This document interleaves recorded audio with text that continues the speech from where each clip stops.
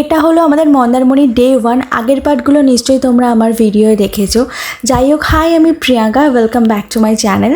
এখন আমরা রেডি হয়ে চলে যাব বাইরে।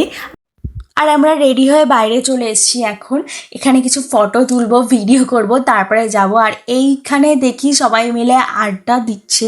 তারপরে এখানে সবাই মিলে আড্ডা দেবো। এখন খাওয়া দাওয়া করবো, খাওয়া দাওয়া করে চলে যাব বাইরে।